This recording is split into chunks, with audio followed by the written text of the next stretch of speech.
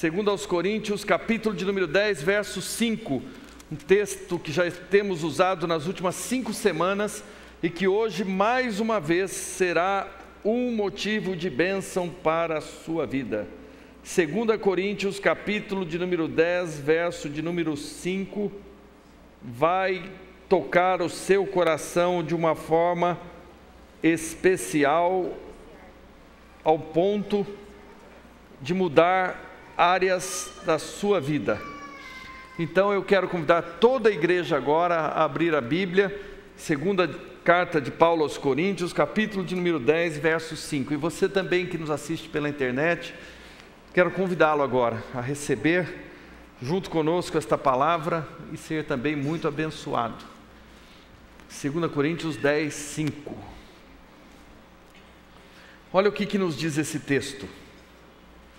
Porque as armas da nossa milícia ou da nossa luta não são carnais, e sim poderosas em Deus para destruir fortalezas, anulando nós sofismas e toda altivez ou orgulho que se levanta contra o conhecimento de Deus, e levando cativo todo pensamento à obediência de Cristo, estando prontos para punir toda desobediência, uma vez completa a nossa submissão.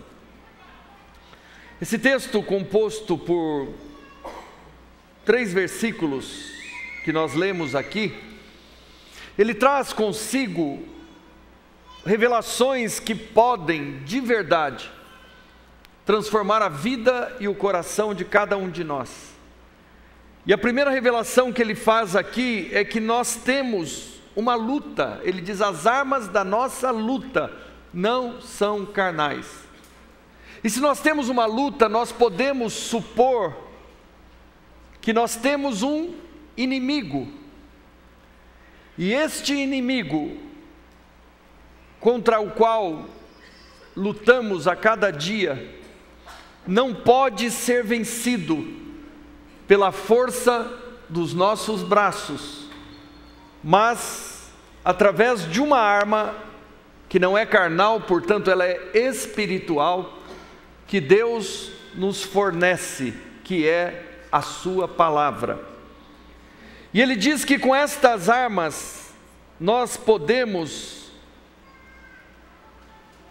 ter uma reação poderosa, porque diz que as armas da nossa milícia não são carnais, e sim poderosas em Deus para destruir fortalezas. E o que é uma fortaleza? Fortaleza é uma fortificação, ou uma construção fortificada. Agora alguém pode me perguntar: mas que fortalezas são essas que nós precisamos destruir? É alguma construção? É algum prédio? Não. Fortaleza é uma analogia que o apóstolo Paulo faz, se referindo a construções mentais que cada um de nós tem na mente e no coração, e que determina o padrão não só dos nossos pensamentos, mas dos nossos sentimentos e das nossas atitudes, porque tudo começa no pensamento.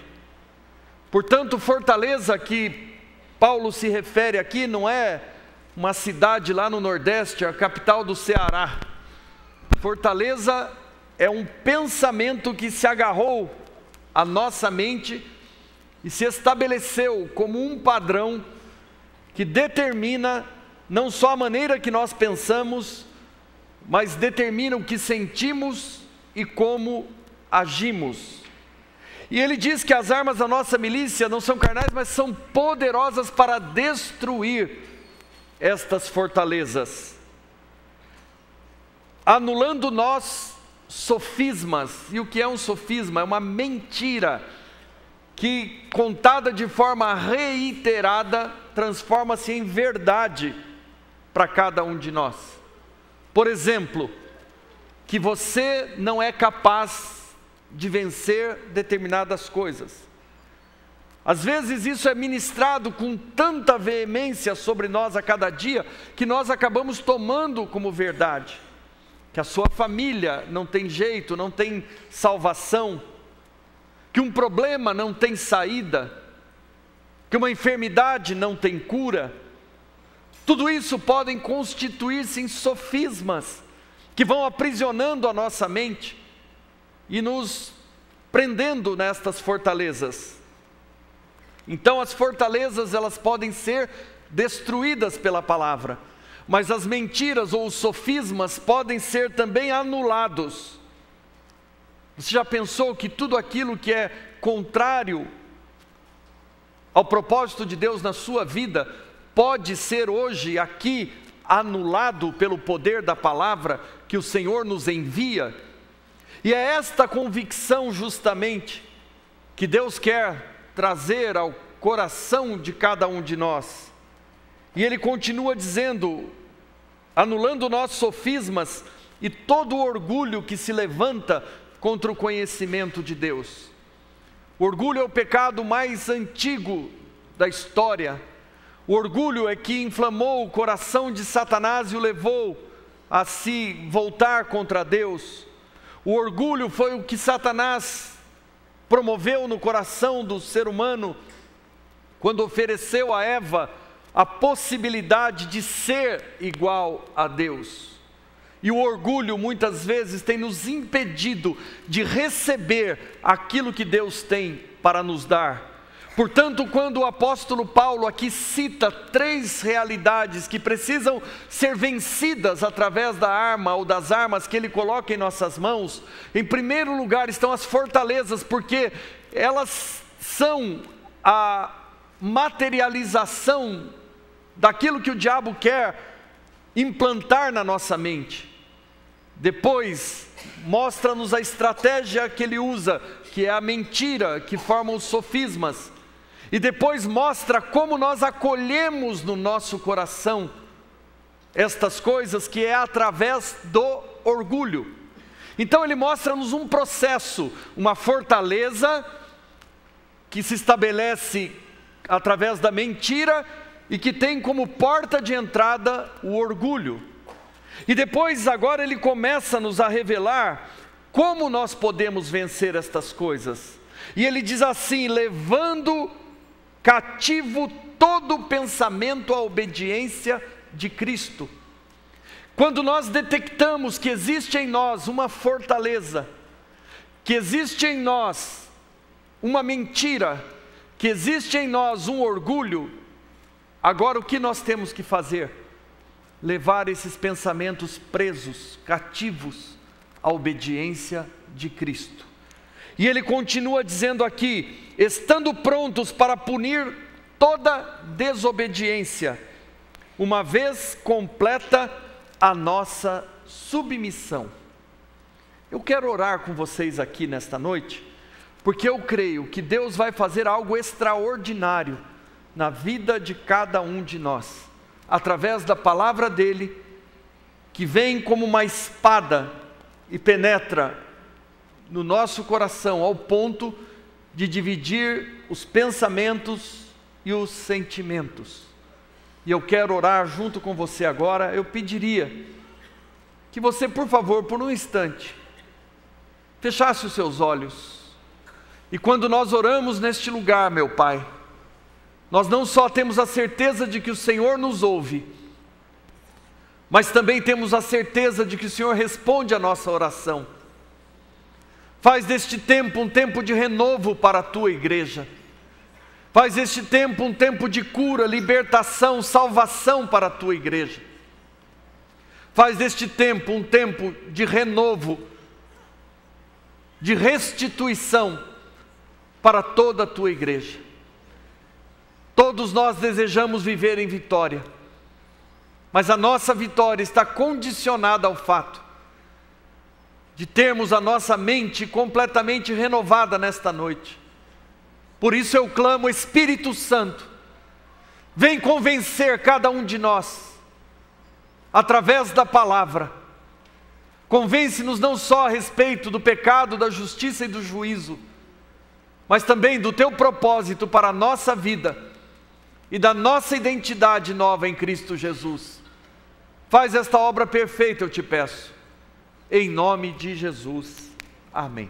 Eu queria que você corresse um pouquinho mais aí com as folhas da sua Bíblia, até chegar em Efésios, capítulo de número 4, a partir do verso 17.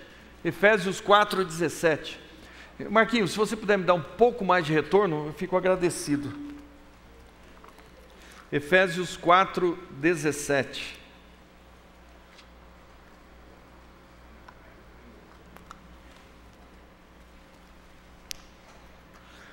Quando nós ouvimos Paulo falando, através da sua carta aos Coríntios, eu só gostaria de lembrar que esta carta foi escrita à igreja estabelecida na cidade de Corinto. Por isso a carta, aonde ele fala de uma guerra, de uma luta, de um inimigo, de uma fortaleza, de uma mentira, de um orgulho, ela é escrita para a igreja. Não é para pessoas que não conhecem a Deus, e nem pessoas que jamais ouviram falar da sua palavra. Ele está transmitindo à igreja que ele ajudou a fundar, aquilo que é a palavra de Deus, a direção de Deus, a exortação de Deus, a direção de Deus, para uma vida plena e cheia da graça dele. E agora, quando nós vamos ler uma outra carta estabelecida e escrita para uma outra igreja, agora a igreja em Éfeso, Paulo faz a mesma coisa. E aqui no capítulo de número 4 da carta de Paulo aos Efésios, a partir do verso 17, a minha Bíblia traz um subtítulo que diz que a santidade cristã é oposta à dissolução. E todas as vezes que nós falamos deste tema santidade, parece-nos um tema muito indigesto, muito incômodo, quando na realidade a santidade nada mais é do que nós andarmos no caminho que conduz às vitórias que nós aqui, pelo levantar das nossas mãos, manifestamos desejar para a nossa vida. Quando nós declaramos aqui, como fizemos de fato, levantando a nossa mão, que devemos, que queremos, que desejamos viver em vitória, a santidade nada mais é do que o caminho para esta vitória. Imagina você que existe um único caminho que conduz a Deus. Andar neste caminho é a mesma coisa que andar em santidade. E este caminho é o próprio Jesus que disse: eu sou o caminho, a verdade e a vida. Ninguém vem ao Pai senão por mim. Esses dias eu assisti alguns minutos de um filme que estava passando na televisão. E este filme nada mais era do que uma história, uma fábula de um grupo que precisava atravessar uma floresta perigosa, cercada de mística, de espíritos, de demônios, para alcançar um castelo ou uma fortificação que havia do outro lado. E a pessoa que conduziu aquele grupo ao caminho, à estrada que conduzia aquele castelo, aquela fortificação, deu um único conselho àquelas pessoas, e ele disse: basta vocês não se desviarem deste caminho e vocês estarão seguros. E eu quero hoje usar esta frase ou estas palavras para dar a cada um de vocês, e especialmente também para a minha vida, a mesma orientação.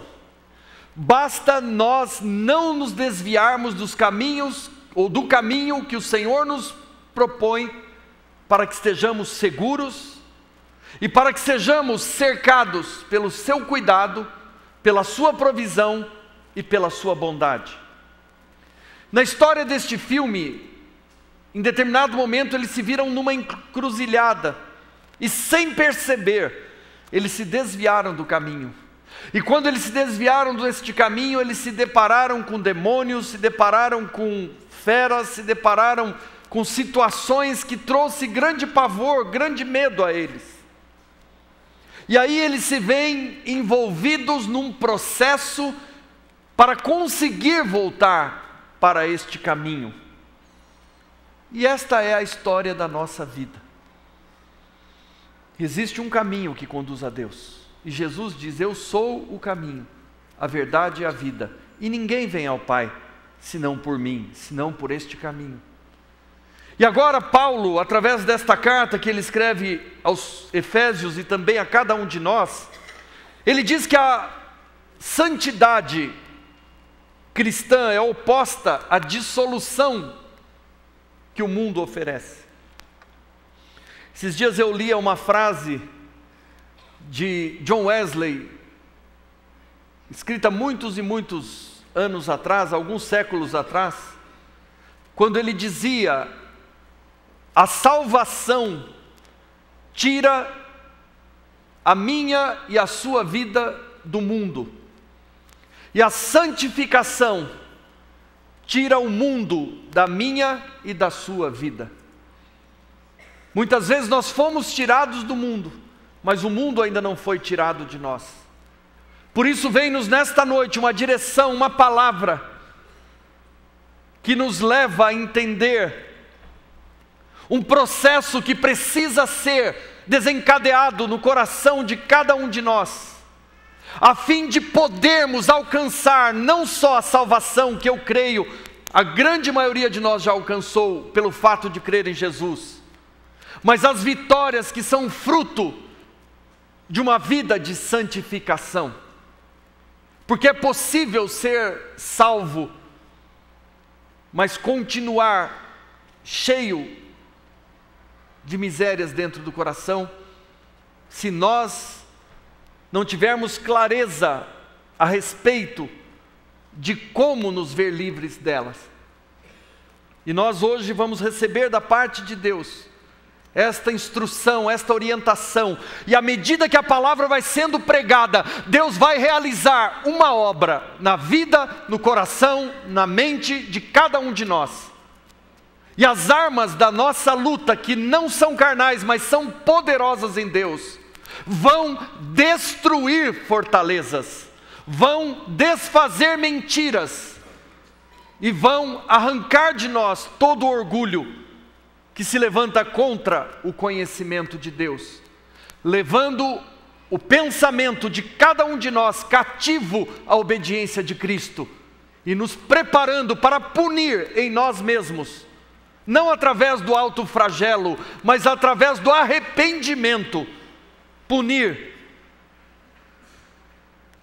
todo pensamento mau, levando-nos à obediência de Cristo Jesus.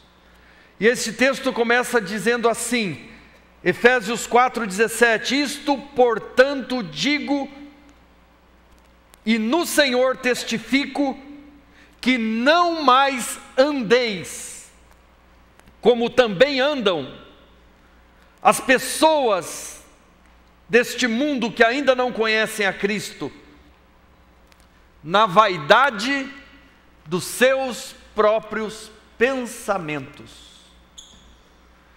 No texto anterior, Paulo fala de orgulho, de altivez. E neste texto agora ele fala de vaidade, que é uma derivação do orgulho. E ele diz assim: na vaidade dos vossos pensamentos obscurecidos, de entendimento, alheios à vida de Deus, por causa da ignorância em que vivem, pela dureza do seu coração, os quais, tendo se tornado insensíveis, se entregaram à dissolução, para que com avidez ou com muita vontade cometerem toda sorte de impureza. Ele está falando aqui do mundo sem Deus, mas ele está nos alertando como igreja para não andarmos no caminho do mundo sem Deus, porque o mundo sem Deus anda na vaidade dos seus próprios pensamentos, obscurecidos de entendimento e alheios à vida de Deus, por causa da ignorância em que vivem, pela dureza do seu coração. É isso que Paulo está dizendo. E no verso 19 ele diz assim: os quais, tendo se tornado insensíveis, ou seja, o coração inacessível a Deus ou ao Espírito Santo, se entregaram à dissolução, para que com muita vontade ou avidez cometerem toda sorte de impureza. Verso 20: mas não foi assim que aprendestes de Cristo, se é que de fato o tendes ouvido e nele fostes instruídos, diz Paulo a cada um de nós nesta noite. Segundo é a verdade em Jesus, no sentido de quanto ao trato passado, vos despojeis do velho homem que se corrompe segundo a vontade do engano, e vos renoveis no espírito do vosso entendimento, e vos revistais do novo homem, criado segundo Deus, em justiça e retidão, procedentes da verdade. Paulo nos convida aqui para tirarmos a roupa velha e suja, e vestirmos uma roupa nova, que se dá pelo fato de termos sido renovados no nosso entendimento, e assim criados novamente por Deus, em justiça por causa de Cristo, e em retidão procedentes do próprio Jesus vivendo em nós. E agora começa aqui um outro subtítulo que diz: a exortação à santidade. Primeiro ele explica que a santidade é oposta à forma com que o mundo vive, que o mundo anda, que o mundo fala, que o mundo age, que o mundo reage a todas as coisas. E agora ele nos exorta, ou nos entusiasma, ou nos motiva para nós vivermos em santidade. E ele diz a cada um de nós: por isso, deixando a mentira, fale cada um a verdade com o seu próximo, pois somos membros uns dos outros. Quando nós começamos a falar de santidade, a primeira coisa que nós ouvimos aqui, através da escrita de Paulo, diz respeito à mentira. E por que a mentira é algo tão perigoso para cada um de nós? Por que ele diz lá na carta aos Coríntios, que nós lemos em primeiro lugar, que nós devemos anular toda mentira que se agarrou à nossa vida? Porque a palavra de Deus diz que o diabo é o pai da mentira, e ele mente desde o princípio. E todas as vezes que nós trazemos para a nossa vida a mentira, nós estamos permitindo que Satanás coloque uma fortaleza ou uma fortificação dentro da nossa mente e dentro do nosso coração. O que é uma fortaleza? O que é uma fortificação? Esta palavra pode ser traduzida também aqui por uma embaixada inimiga dentro da sua vida. Se o meu e o seu coração foram entregues a Jesus, se um dia nós entregamos a nossa vida a Jesus, nós temos que tomar cuidado hoje para que Satanás não crie uma embaixada dentro de nós. Há muitos anos atrás, eu fui convidado por uma pessoa que queria estabelecer negócios conosco, a conhecer a cidade de Brasília. Eu não conhecia ainda, isso já faz muitos anos. E eu me lembro que naquela ocasião ele me colocou dentro do carro e me mostrou quase que a totalidade da cidade, desde o plano piloto, as cidades satélites. E em determinado momento deste passeio, desta visita, ele me levou a conhecer as embaixadas. E uma coisa importante que nós devemos saber a respeito de uma embaixada é que a embaixada é um território internacional dentro de outro país. Se você for na embaixada dos Estados Unidos, em Brasília, aquele território onde a embaixada está é território norte-americano, embora esteja na América do Sul, numa cidade brasileira. Por isso, ali, nem o exército brasileiro, nem o governo brasileiro pode entrar sem autorização do governo norte-americano. Alguns anos atrás, aquele jornalista que escrevia para aquele jornal virtual chamado Wikileaks, que foi ameaçado de prisão ou recebeu uma sentença de prisão na Inglaterra, ele se refugiou na embaixada do Equador, lá na Inglaterra, e ninguém pôde entrar lá para tirá-lo de lá, porque ele estava num território equatoriano dentro do Reino Unido. E assim é na nossa vida, quando nós permitimos que Satanás venha criar fortificações ou fortalezas dentro da mente e do coração de cada um de nós. E a primeira fortificação ou fortaleza que Satanás quer trazer sobre a nossa vida e que precisa hoje de um modo efetivo ser destruída, porque a palavra de Deus não fala a respeito de nós simplesmente tentarmos evacuar a fortaleza ou tentar desocupá-la, ela fala de destruir a fortaleza. E a primeira fortaleza que Paulo agora nos orienta aqui, destruir para estabelecer uma vida de santidade, é destruir a mentira como um fator de influência sobre a nossa vida. E ele começa dizendo assim na exortação à santidade: por isso, deixando a mentira, fale cada um a verdade com o seu próximo, porque somos membros uns dos outros. Então nós precisamos entender que não existe uma teologia a ser desenvolvida, a ser implementada para que a mentira seja arrancada de nossa vida. A única forma de tirar a mentira da nossa vida, sabe qual é? Falando a verdade. É só isso que nós precisamos entender. É este o poder da palavra.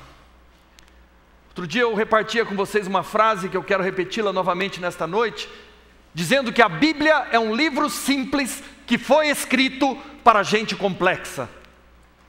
A complexidade está em nós e não na palavra.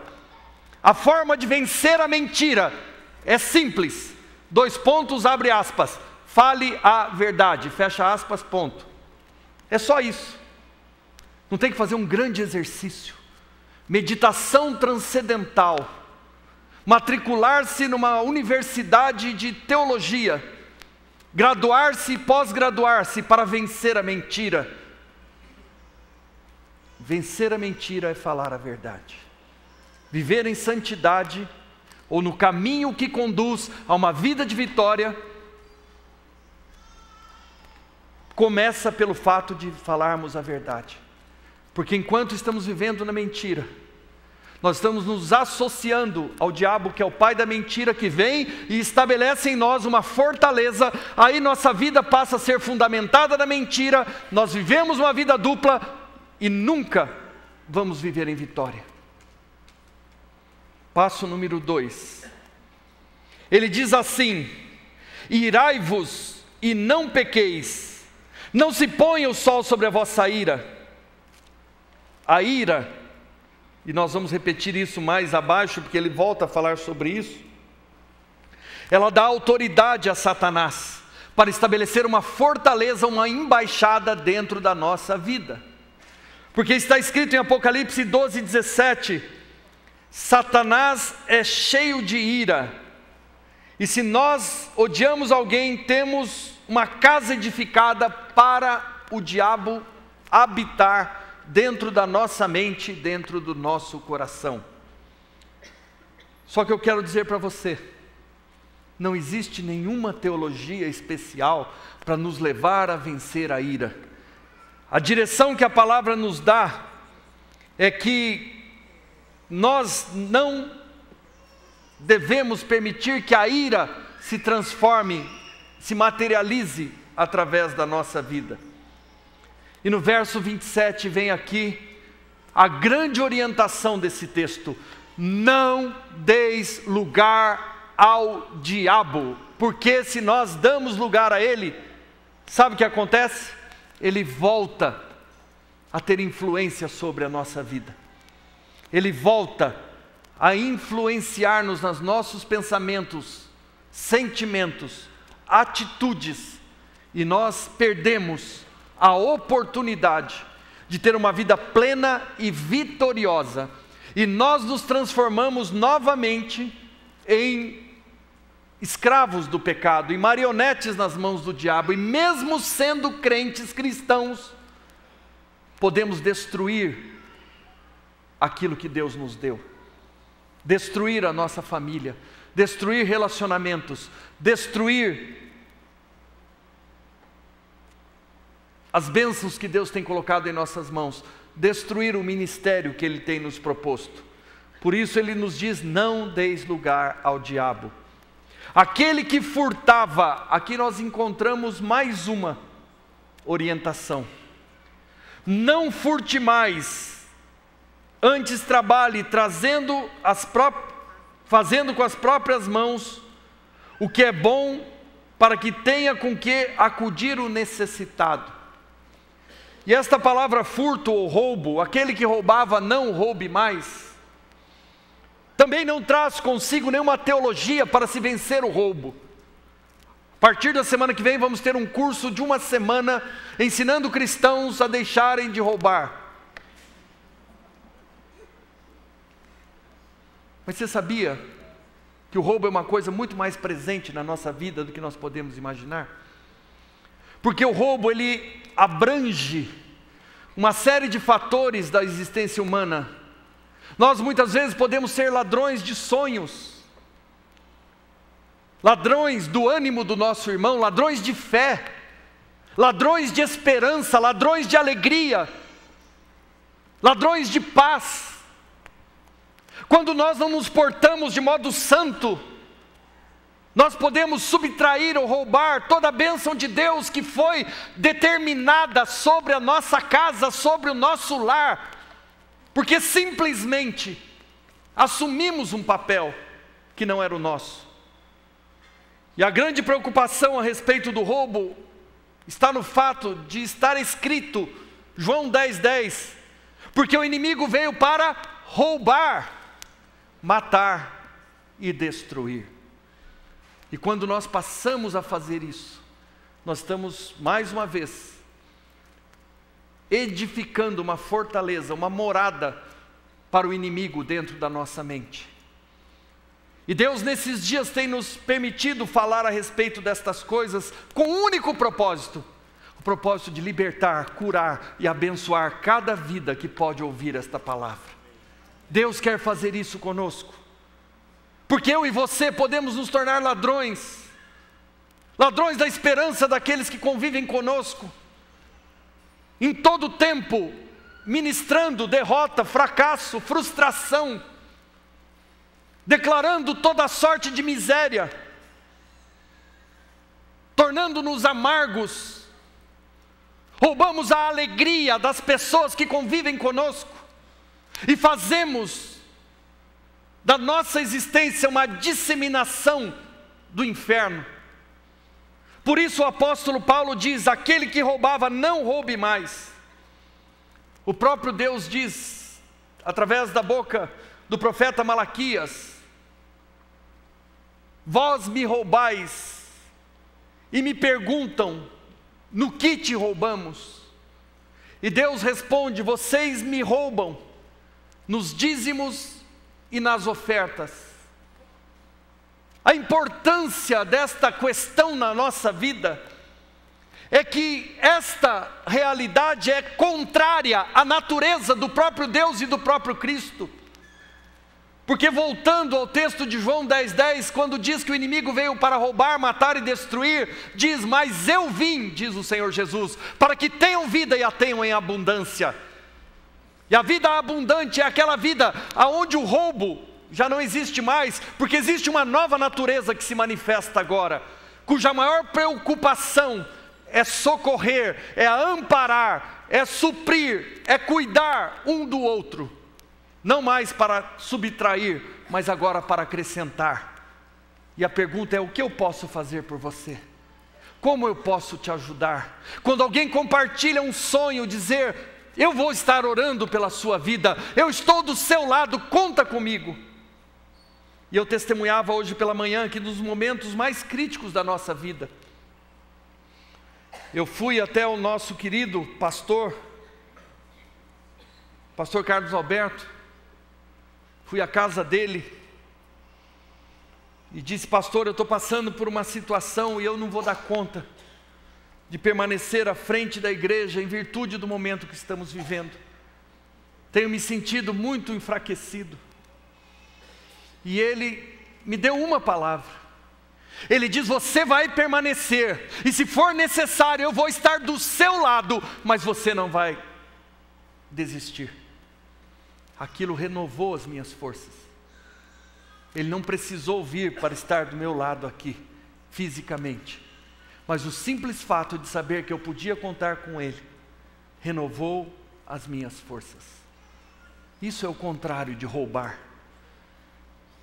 Que miséria que nós transformamos a nossa vida e a vida daqueles que Deus nos presenteou para compartilharmos da nossa vida, quando nós desconhecemos este princípio, porque deixamos de ser bênção na vida das pessoas. E você já imaginou o quão curta é a nossa vida sobre a face desta terra? E nós às vezes nos furtamos da bênção e do privilégio de poder ajudar outras pessoas, o marido fortalecendo a esposa o marido, os pais os filhos aos pais. Eu tenho uma filha que está pretendendo se casar este ano, agora no mês de outubro, e eu fico imaginando como foi curta a nossa convivência. Passou tão rápido, parece que ontem era uma criança.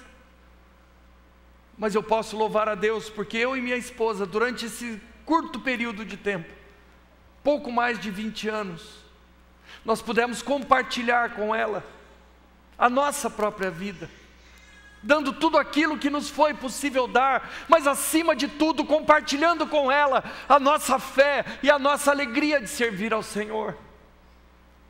E eu creio que isso gerou vida. E quando eu vejo junto com o seu futuro esposo, os dois servindo a Deus, cuidando de outras pessoas e reproduzindo aquilo que eu e a mãe pudemos oferecer a ela, eu posso louvar a Deus. Mas o apóstolo Paulo, ele nos exorta, porque muitos talvez ainda não tenham se posicionado diante de Deus e continuam roubando aquilo que Deus todos os dias derrama sobre nós para compartilharmos com os outros. Mas ele está dizendo nesta noite uma simples teologia: como vencer o roubo? Aquele que roubava, não roube mais. Antes trabalhe com suas mãos para compartilhar, para repartir com aqueles que têm necessidade.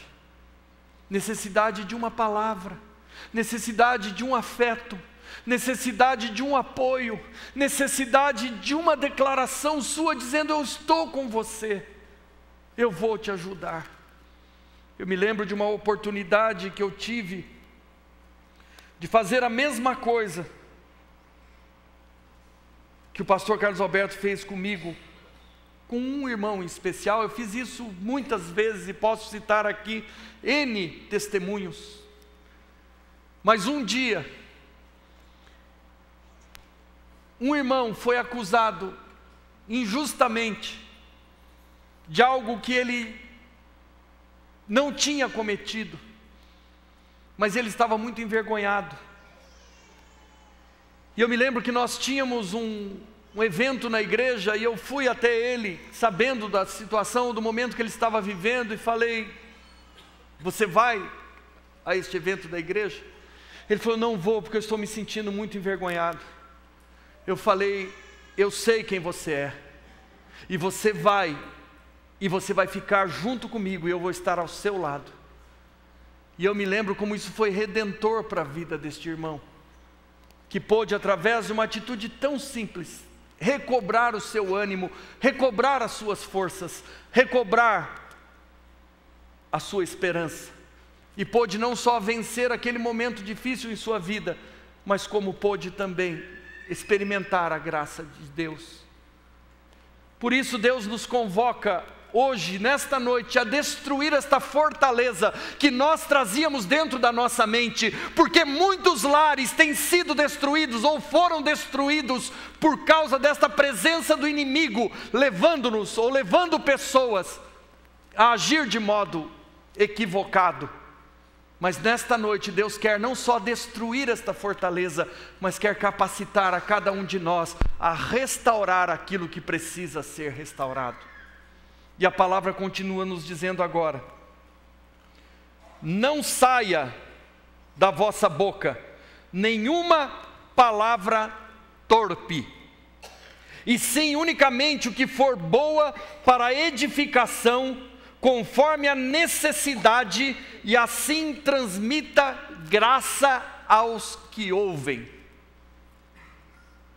O apóstolo Paulo está falando de uma vida que nos conduz a Deus.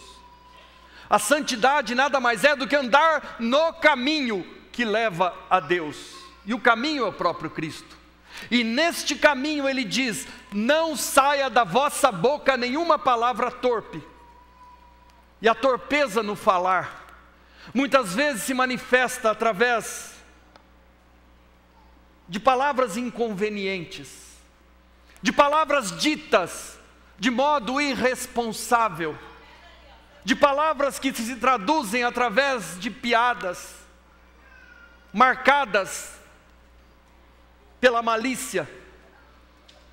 E às vezes nós vemos até no meio cristão, muita gente que gosta desse tipo de coisa, e se delicia com esta atitude condenada pela própria palavra. E isso acaba se constituindo numa verdadeira fortaleza, ou numa embaixada do inimigo dentro da nossa vida, que nos leva a nos distanciar da palavra de Deus e nos aproximar de um vocabulário impróprio para o exercício da vida cristã, fazendo desse tipo de coisa, muitas vezes até que atrai a atenção de muitos, a nossa maneira de viver, quando deveríamos atrair as pessoas pela presença de Cristo em nós.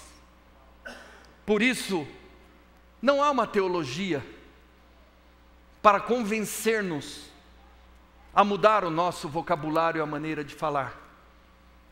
A única orientação que nós encontramos na palavra é: não saia da vossa boca nenhuma palavra torpe.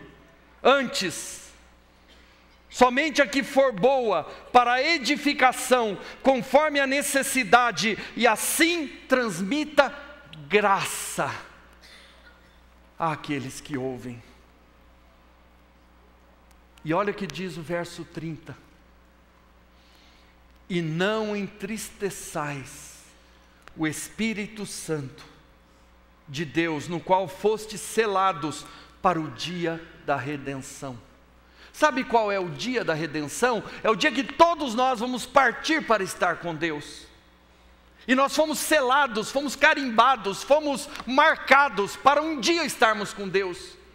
Mas nós podemos desenvolver um estilo de vida que desagrada, que entristece o Espírito Santo de Deus e o afasta de nós, quando na realidade aquilo que eu e você mais precisamos hoje, neste dia, nesta hora, é desta presença santa sobre nós. E eu quero junto com você ter um estilo de vida que agrada a Deus, um estilo de vida que atrai o Espírito Santo, que alegra o Espírito Santo, seja através daquilo que nós falamos, seja através dos nossos sentimentos, seja através das nossas atitudes, seja através das nossas palavras, nós não entristeçamos ao Espírito Santo. E ele continua dizendo aqui: longe de vós toda a amargura. O diabo é a pessoa mais amarga do universo. E a amargura talvez seja a coisa mais perigosa que nós encontramos no nosso caminho. Porque tem um texto na Bíblia que diz assim: aonde abundou o pecado, superabundou a graça de Deus. Ou seja, o pecador, quando se converte, ele recebe muita graça, muito perdão, muito favor de Deus, porque ele não merecia nada e recebe tudo. Mas tem um texto na Bíblia que diz assim: tome cuidado, para que uma raiz de amargura brotando em você não vos prive da graça de Deus. Para o pecador arrependido, tem abundância de graça, mas para um crente amargurado, não tem graça de Deus. Então nós precisamos deixar toda a amargura. E a grande teologia apostólica apresentada pelo apóstolo Paulo como o método mais importante para se vencer a amargura, arrancando esta fortaleza da nossa mente, destruindo esta fortaleza, expulsando o demônio que tenta nos oprimir, é simplesmente deixando toda a amargura. É uma decisão. Eu decido deixar de ser amargo hoje. Eu decido deixar de viver em amargura hoje. E o amargurado, ele quer trazer outros para o mesmo laço, para o mesmo cativeiro, para a mesma prisão, porque ele tenta trazer para si outras pessoas, influenciando-os a viver em amargura, levando a amargura para dentro da sua casa. E hoje nós precisamos entender que a amargura é uma fortaleza que foi estabelecida na mente de alguém, que por passar por uma situação e não conseguir entender o que estava acontecendo, muitas vezes abriu o seu coração, a sua mente, para que Satanás viesse e estabelecesse uma fortaleza que o arrasta agora a uma vida de amargura, uma vida sem doçura, uma vida privada da graça de Deus. E quem não tem graça não só não consegue receber o favor de Deus, mas também não consegue dar o favor de Deus. E ele continua aqui dizendo que a amargura não só envenena a nossa vida, mas contamina quem está do nosso lado. A amargura conduz à difamação do próprio Deus e dos nossos irmãos, ou à acusação, e este é o próprio nome do diabo, que se traduz agora em atitudes através de nós, porque o nome do diabo é acusador. É a tradução da palavra diabo, é acusador. E quando nós estamos amargurados, nós começamos agora a atacar, a acusar as pessoas. E agora esta fortaleza da nossa mente contamina toda a nossa vida e contamina aquilo que está ao nosso lado. E Paulo continua dizendo aqui: deixe toda a amargura e toda a cólera. O que é cólera? Cólera é uma raiva descontrolada. E toda ira. Quem vive irado vai acabar endemoniado.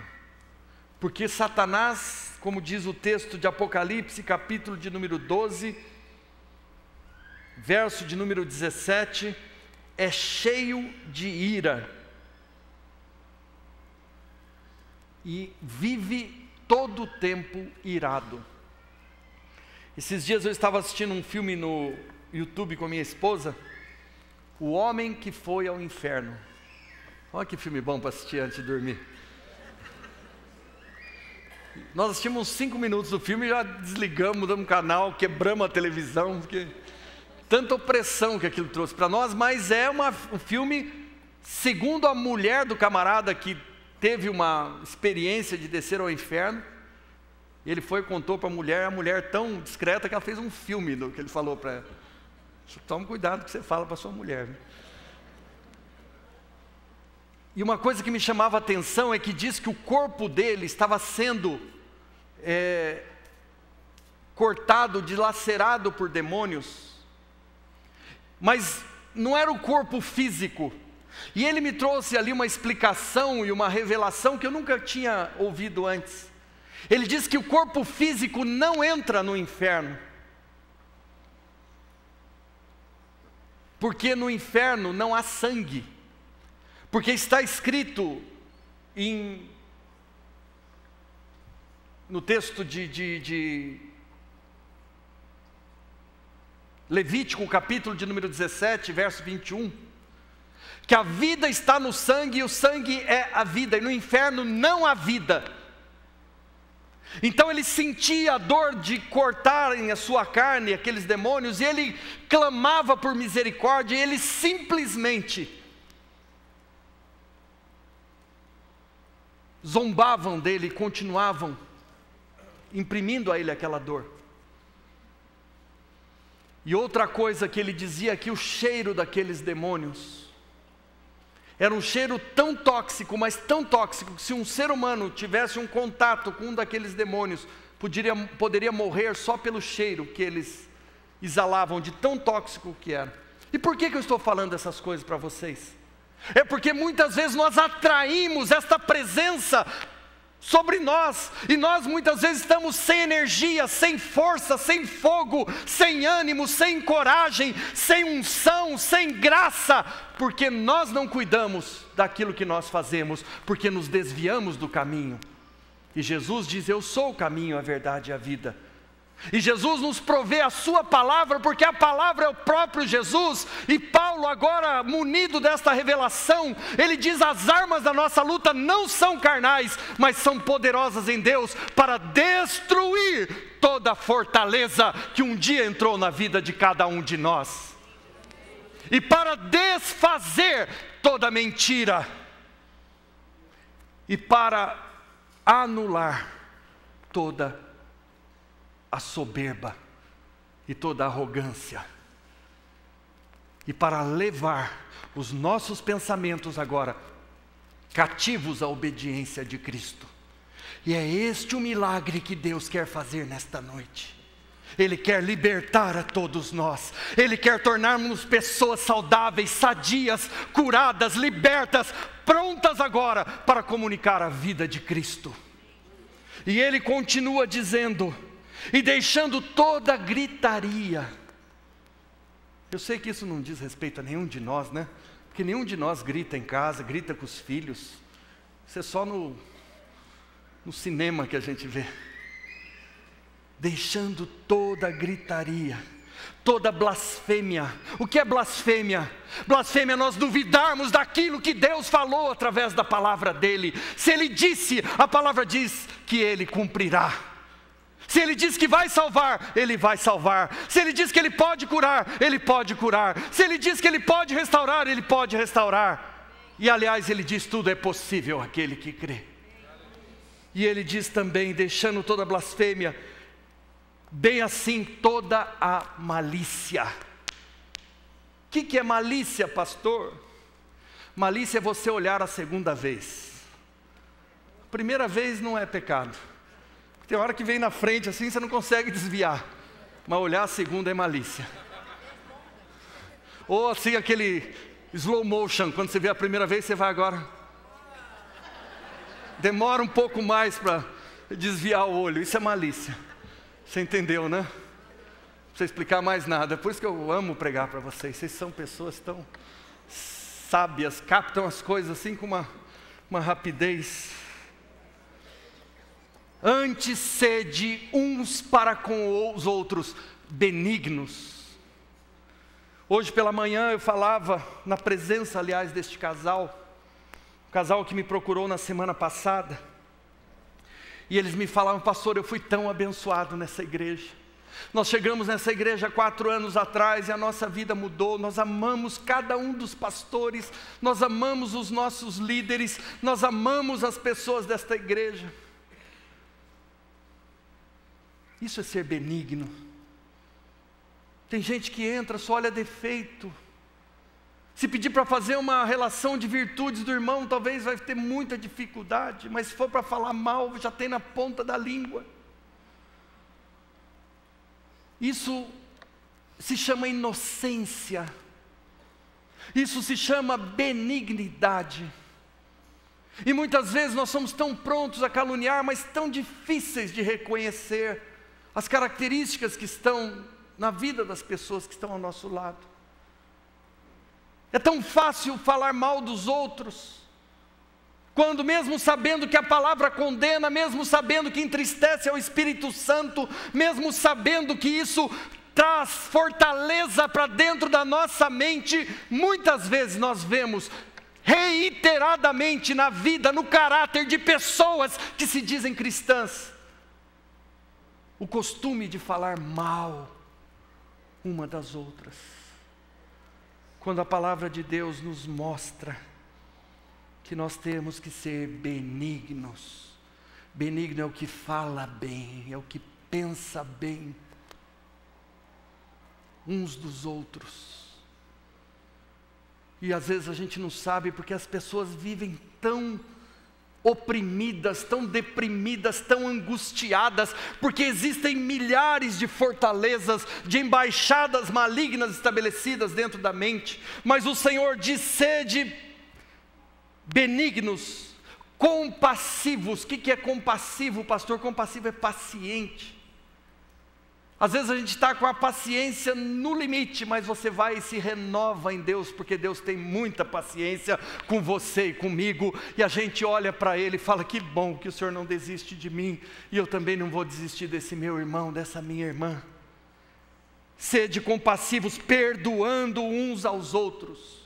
E tem gente que diz: eu não perdoo, eu não perdoo, eu não perdoo.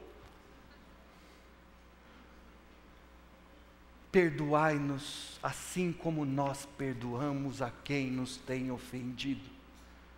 E não nos deixeis cair em tentação, mas livrai-nos do mal. Nos ensinou Jesus a orar. Perdoando-vos uns aos outros, como também Deus em Cristo os perdoou. Sede, pois, imitadores de Deus, como filhos amados, andai em amor, também como Cristo nos amou e se entregou a si mesmo por nós, como oferta de sacrifício a Deus em aroma suave.